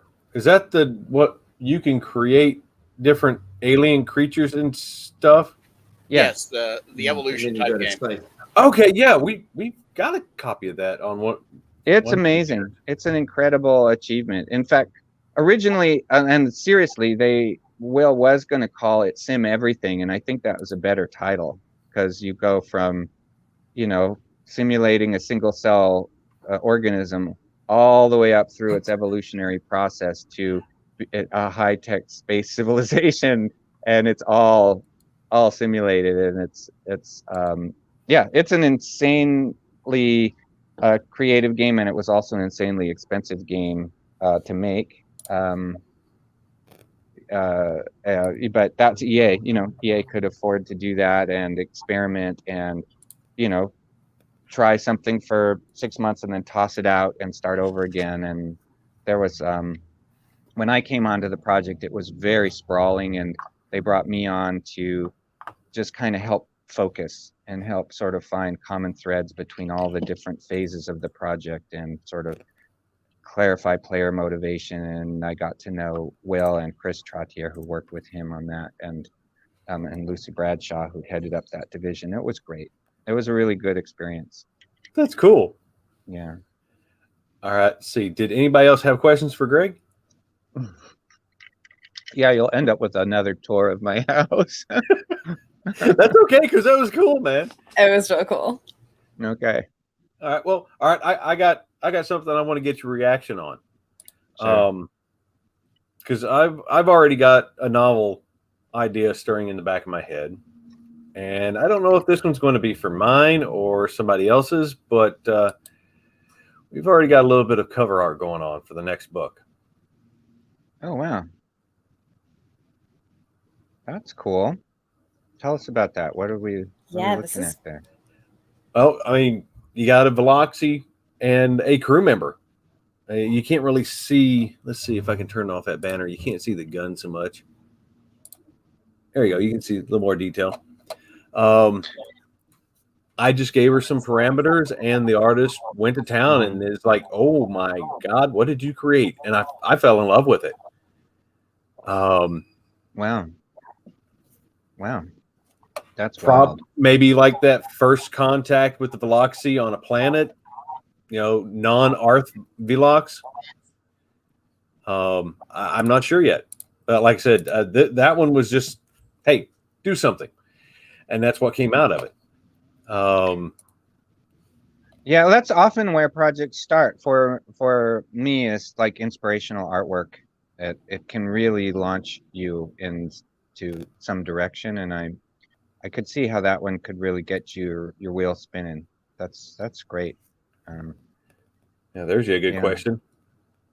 Yeah. Oh, yeah. That's an interesting question. Somebody's asking if there's any chance of a Starflight Star Control crossover. Do you want me to go ahead and answer that? Go ahead. Yeah. Okay. Well, it's funny because I was just asking Paul about that. I guess it was a couple weeks ago now, and trying to convince him that we should do that.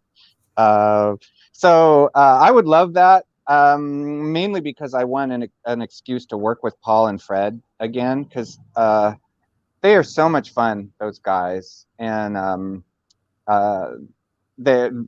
Fred has a very kind of quiet, wry sense of humor. He's and a very like sarcastic and witty, and Paul is just so imaginative that working with them would be such a blast. So I was suggesting to him that we do that, and we kind of smush our two universes together and build something. But it's always the same issue, it always really comes down to money and funding and finding a way to get something off the ground, and timing too.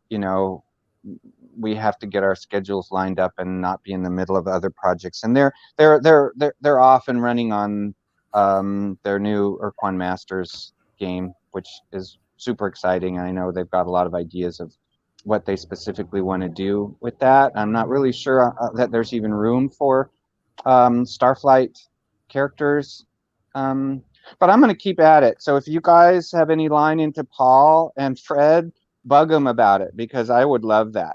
I'd love to see that happen. Well, you're going to have to put me into contact with them and talk about some Star Control novels too. Yeah. Oh. They. So I shared the Starflight novel with them, and I got a very enthusiastic reply from both of them, and Paul was like, "Oh my God, I can't believe you got that many creative people to play in your universe and create." So I'm sure he's going to love it if you decide you want to embark on a there's Star Control novel. just Dude, as you many helped or inspired our creativity, man. yeah, Take some there's credit for that. as You many, really if helped not more, inspire. authors that played Star Control than Starflight. I Mhm. mean, he'd be Yeah. surprised. No, I'm not surprised, but yeah, I know Paul and Fred, they'll be thrilled. And there's a lot of rich material there too. There's so, I mean, Paul's got such an imagination. I really loved being a sounding board for him when he was coming up with all that stuff. And I miss those days. You know, it was much lower stress. We'd go for walks. We were in Nevada, California, in the days when there was nothing there, just a lot of open hills, and we'd go for a lot of long walks and talk about aliens and story and stuff. And life turns into a little bit more of a scramble as you get older, doesn't it? I mean, Yep. I don't mean to wax too melancholy here or anything, but I do get very nostalgic about those days, and a Well, lot of love for it's Paul and Fred. legitimately though. I mean, Greg, things were simpler. When you could walk around Nevada like that, your minds could just do their own thing. Nowadays, you've got stimulation everywhere. It's hard to process that out and just let your mind go. I mean, that's the way it was. And I actually had a question: who decided to do the landing sequence? Because I mean that gave a lot of us chills, and I'm just curious: was that always the game plan, or did somebody go, "Hey, No. what if we showed that"? That was Tim Lee. I mean, as far as I know, he's the one that engineered that. As to the original idea, I don't know. That could very well have been Alec or even me, I suppose, asking if we could do something like that. But Tim was, and he's still. I mean, to this day, I shouldn't say was. He's still, engineering, and he's still amazing. But he was a real innovator and did stuff that we didn't think was going to be possible. He came up with the whole fractal system. He did that landing sequence. In fact, for all of the AI for the alien communication, we had a system that was kind of complicated, this big branching system that I had written up, and Tim looked at that and said, "Oh, we can just flatten that all out and have a whole bunch of condition statements, and we don't need to do branching at all." And that's what today is called utility AI. It's just a whole mess of conditions, and they get weighted, and then whatever ones that end up being weighted the most kind of bubble up to the top. And it's a very common approach. But in 1983, it was genius. It really was. And anyway, each one of the members on the team, Alec was my roommate in college at UCSD, and God, just one of the sharpest guys I've ever known.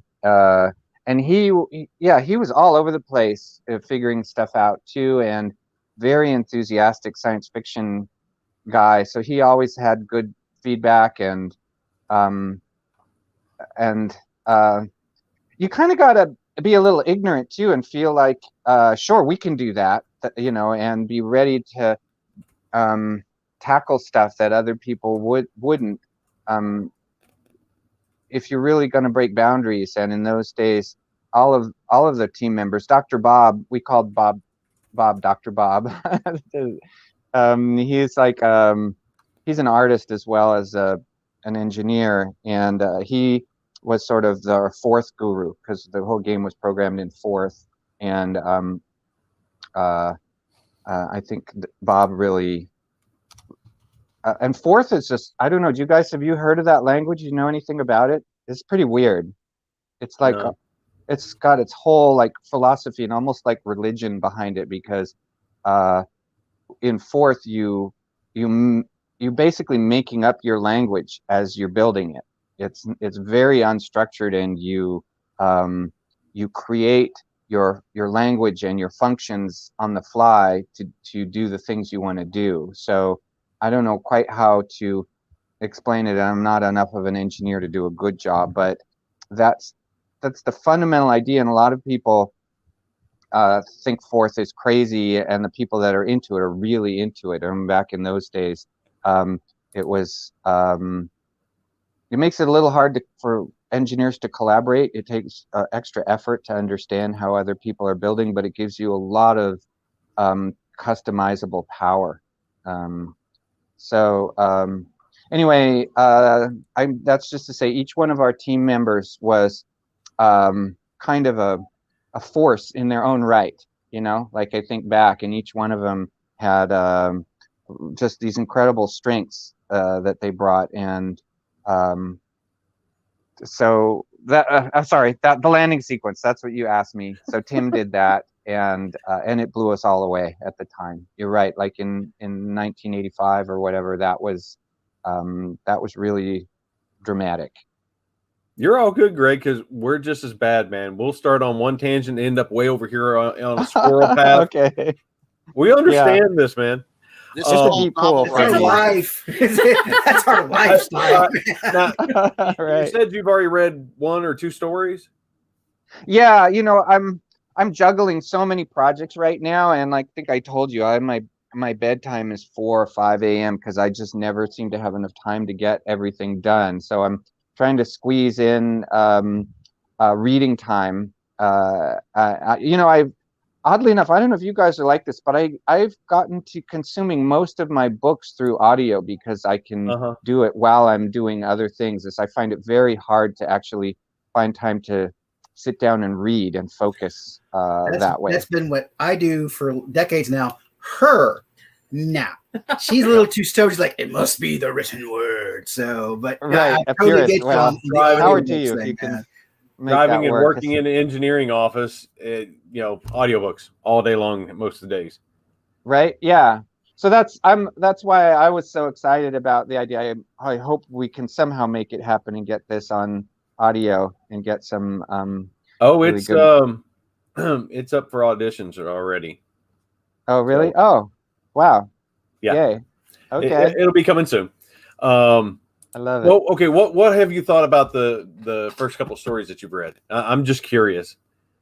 Oh, I love what I'm seeing so far. The level of detail, and it's just gosh, I don't know. I don't want to say a lot because I'm just honestly not far enough into it yet, and I want to do justice to all of them because I know every one of your stories is gonna bring something fresh and exciting. And now that I know the faces, I'm just it's going to be so much more fun and fulfilling to read these. But I've just read through really just the first story so far, and I loved it. And they're just I don't know. I'm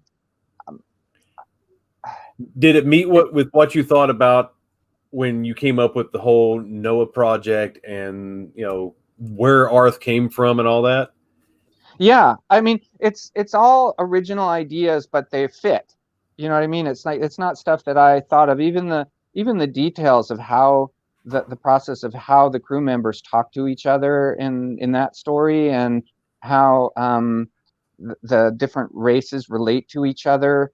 It all feels right, and I think you guys have done such an amazing job with your research and with and your communication with each other too. I mean, I just from what I've seen all the back and forth on the on the website that you guys chat on, it's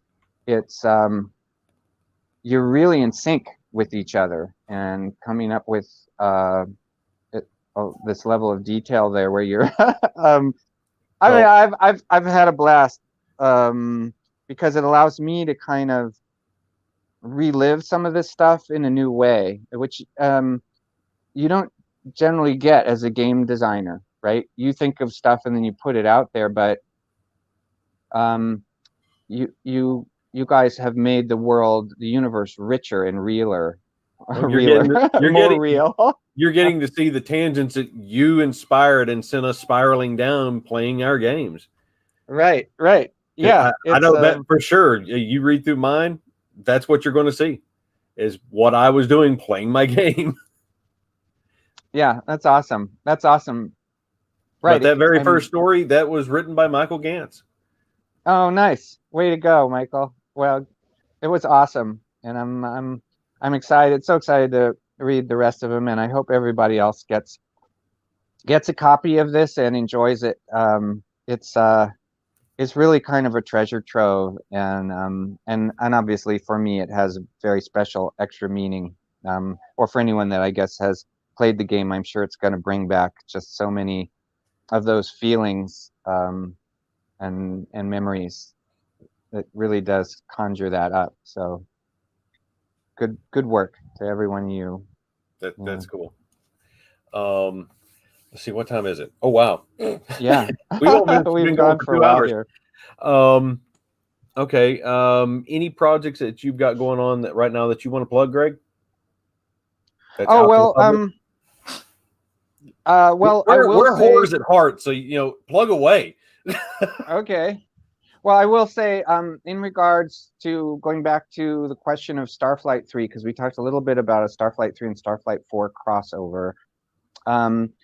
People have asked me repeatedly. look at his face. What's that? Cervelia's face, he just lit up real quick. You're like, Starflight 4? What? Wait. Oh, okay.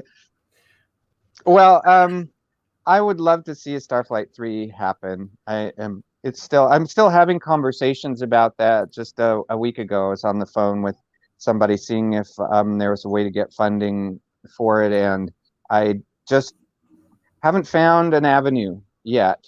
I am, I got to make a living. That's. I wish I was, sitting on on a pile of cash and I could just do whatever I wanted, but I got to keep working and diving into projects. So there is a question of timing for me too. It's got to work out right. But just at an emotional level, I would love to see it happen, and I put a lot of time and energy already into coming up with a story that I'm really excited about, and I would love to see be the basis of a new game. And there's all kinds of game features I would just love. Like, I'm really, really into emotional AI, have been for decades now, and want to see the characters of your crew brought to life more, have a lot more interactions with the people on your spaceship and their personalities, and the aliens that you meet too, and find out more about how they live and how they think, and see them in their lives. And there's all kinds of stuff I'd love to do in terms of, I don't want to spill any of the beans about I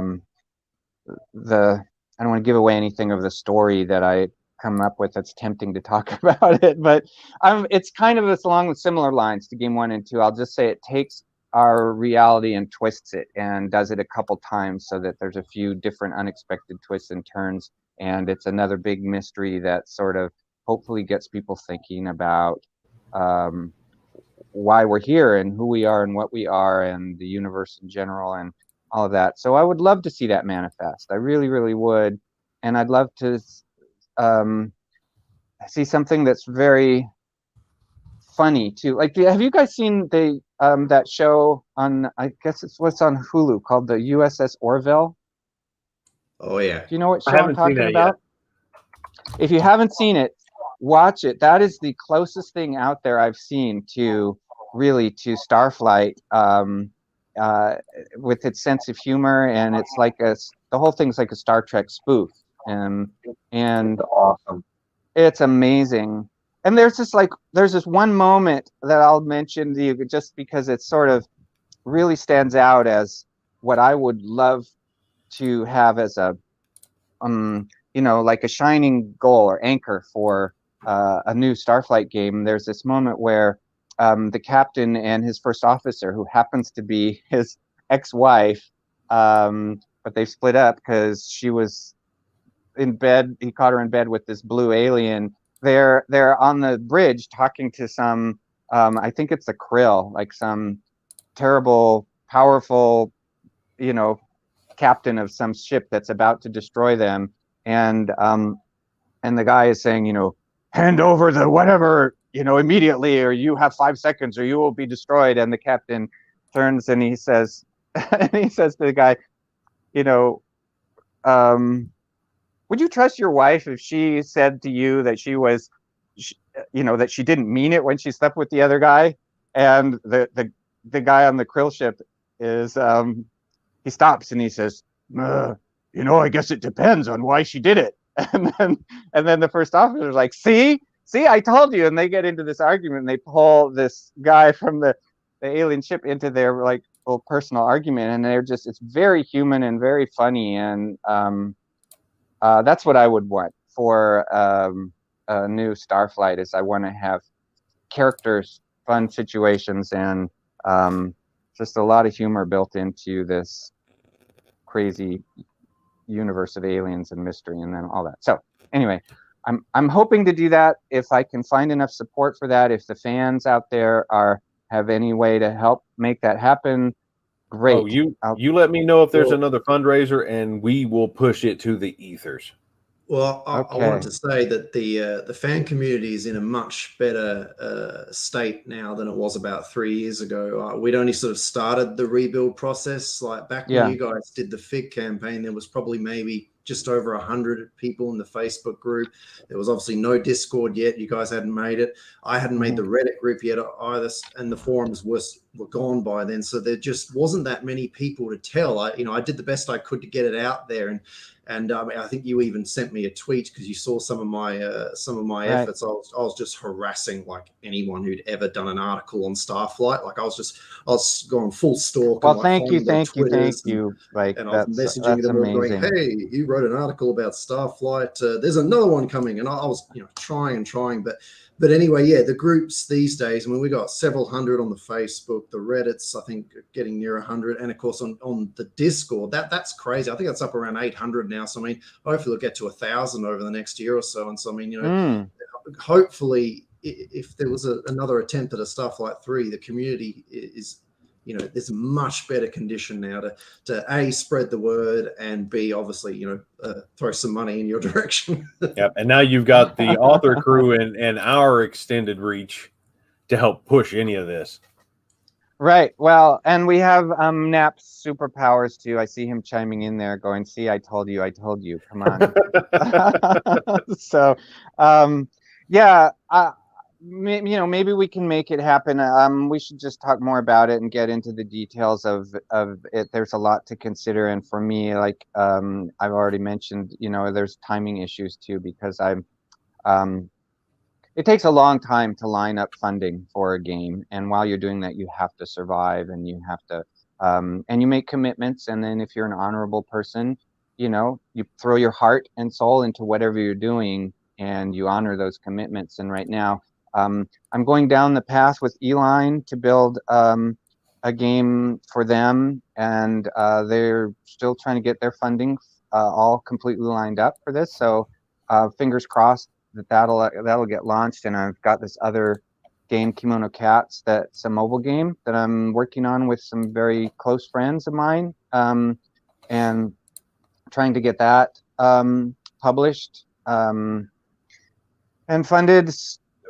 So I've got a few things cooking, but Starflight's definitely in the list of things that I would dearly love to see happen. And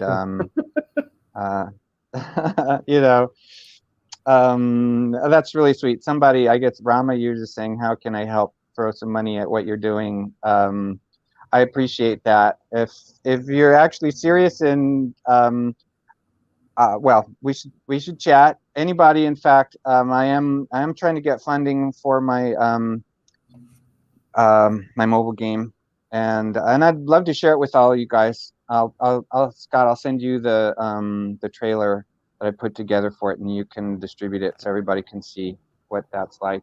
I think you'll get a kick out of it. I'll throw it up on the Three Ravens page.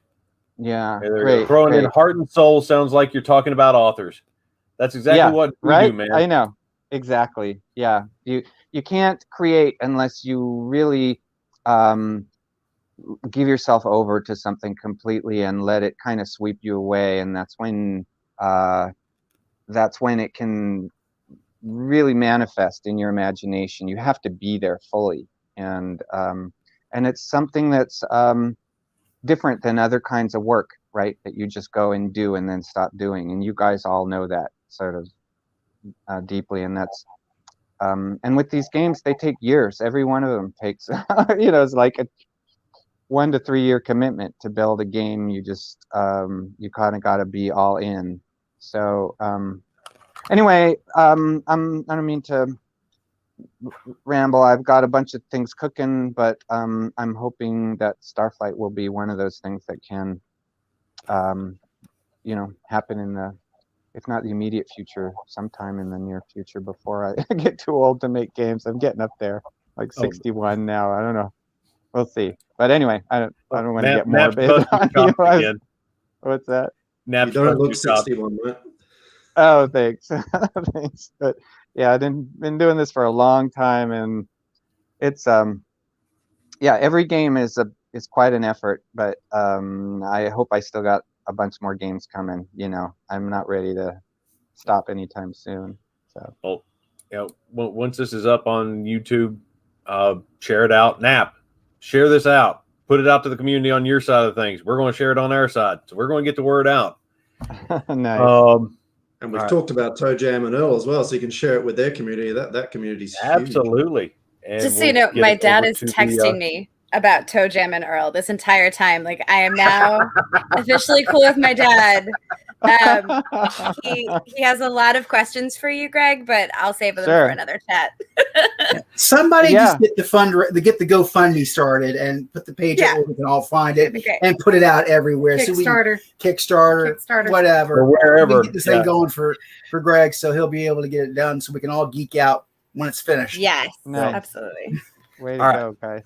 All right, let me get this thing wrapped up here. Okay, so as everybody knows, we have put out the anthology Tales from the Starport Lounge, so you can pick that up over on Amazon. It is available in ebook, paper or trade paperback, hardback, and mass market paperback, which for some reason it's not linking up to the other three yet. I got to get a hold of Amazon and fix that.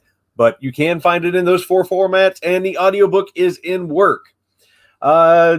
Recent releases by Three Ravens, Zoomers by John Drake. If you love Hitchhiker's Guide to the Galaxy and Doctor Who, you're going to love this timey-wimey. It's not even a John. It's a stumble through the universe. It's a good laugh out loud all the way through comedy. If you're into epic fantasy, you're going to love The Raven and the Crow, Darkstorm Rising by Michael K. Falciani. In the same vein as The Belgariad, Wheel of Time, or Lord of the Rings. Coming up on the 6th of August. Are you ready, Jenny? You ready? You ready? Our next urban fantasy release, Taking the Night.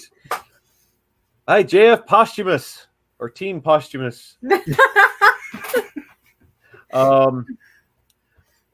Urban fantasy, paranormal romance. You got some Batman, Catwoman thing going on in there. It's. I got sucked in and had a hard time editing. People are going to eat it up. And coming up just shortly after that, come back here, cancel. Coming up shortly after that, at the middle of the month, we have the next JTF 13 novel, Sea Serpent. If you don't know what JTF 13 is, it is the military or mixed military units dealing with supernatural threats on the battlefield. So check out military sci-fi. Let's see, what was it? We have Origins and My Novel Widowmakers are the first 2 in the series, with this one following up. And let's see. Yes, I'm semi-prepared for this. Okay, so check out our affiliates, Cobblestones Editing, Faye Productions, Sci-Fi.radio, which is running ads for us, Phantom Horse Brewing, just because they're cool and they're awesome and the beer is good. And remember to like, follow, subscribe, all these wonderful people that have put time and effort into this novel and all of our other works. And, go over there to Twitter, follow Greg, Human Nature Studios, Toe Jam and Earl, check him out. And a little reminder to all our veterans out there, cops, first responders, you are not alone. You've got digits for someone. Reach out to a brother or sister. We all have someone that we can call when we need it. So that's it, y'all. And I will roll back out for those who didn't see the intro video. Great. Oh, and let me just say a quick quick hello. This is my wife, Cyrena, who made all those amazing models. So talented. That was amazing stuff. How about Those are Kungani so Sansawan? cool. Yeah, yeah. Awesome. Really great. Really cool. Amazing. Really impressive. Thanks. Thanks, guys. That's Thank awesome. you, Greg. Yeah, and thank you you, everybody Greg. again, especially you, Scott, for putting all this together. But it's been such a joy to meet you all, and I'm sure we're going to be having more conversations. And I'm totally accessible. Feel free to have your dad email me or anybody. Just reach out anytime. I'm here and happy to always chat about anything. So. Well, what's the best place to get a hold of you? That's awesome. Greg at humanaturestudios.com with one N in the middle, it's always spelled funny, but that's my email, and that's probably the best. I'm always happy to hop on the phone and chat too if you guys want to do that, but just email me. All right, then. All right, so thank y'all. Thank everyone for coming on. Thank everybody in the audience. And we have another comment. It's oh, hey, yeah. There we go. Nap's got your back. All right. Thank you, Nap. And one last comment from Mama. Thank you for making the game and giving us this great universe. I feel like I finally had a chance to meet my favorite actor. Thank you, Rama. And That's one so more cool. if you need Nap for Toe Jam and Earl stuff. Okay, cool. Yeah, that's right. Nap's the guy at support at. Yeah. All right, then. Let me crap. Where'd the buttons go? There we go. All right. Peace, y'all. Catch you next time.